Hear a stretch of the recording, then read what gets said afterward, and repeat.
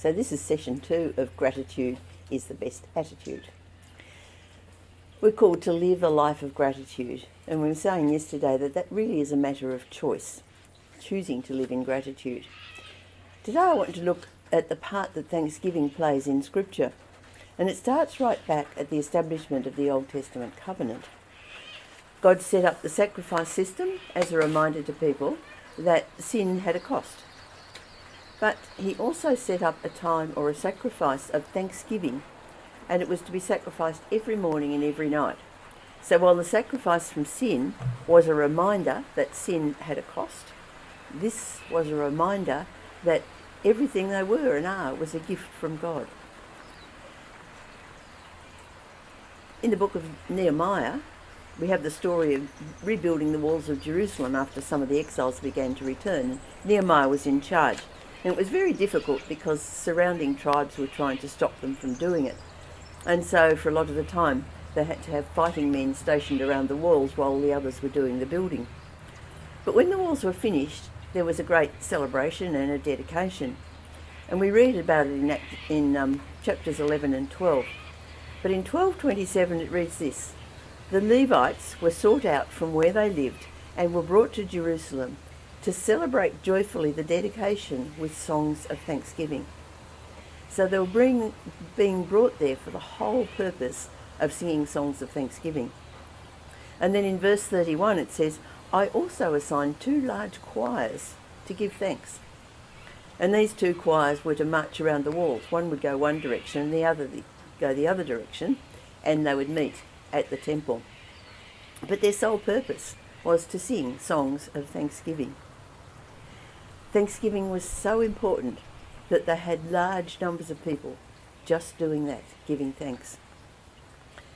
We just have to read the Psalms to get the exhortation to give thanks. Praising God for who he is, that's what praise is, and thanking is thanking him for what he has done. But both are essential because both of them are honouring God. Psalm 136 is a great psalm of thanksgiving. It starts off, "Give thanks to the Lord for he is good. His love endures forever." And it then goes on and lists all the things that God has done for his people and has that recurring theme, his love endures forever. So the writer sort of sees this as everything is done by God because of his incredible love for us. Our only response to such love, of course, is gratitude.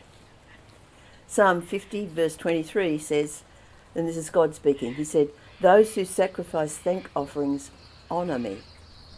And Psalm 107 starts again, "Give thanks to the Lord for he is good, his love endures forever." And it too lists great things of what God has done. And then in verse 21 and 22, "Let them give thanks to the Lord for his unfailing love and his wonderful deeds for humankind. Let them sacrifice thank offerings and tell of his works with songs of joy." Thanksgiving is the right response to the goodness of God. It's encouraged all through Scripture. Give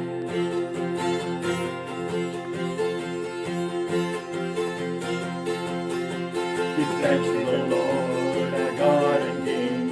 His love endures forever. For he is good, he is above all things. His love endures forever. Sing praise, sing praise. The mighty hand and outstretched arm. His love endures forever. For the life that's been reborn, his love endures forever. Sing praise, sing praise, sing praise, sing praise.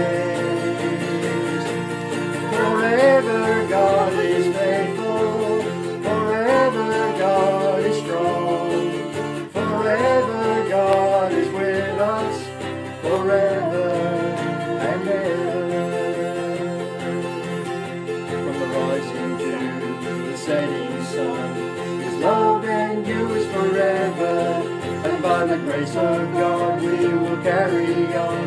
His love endures forever.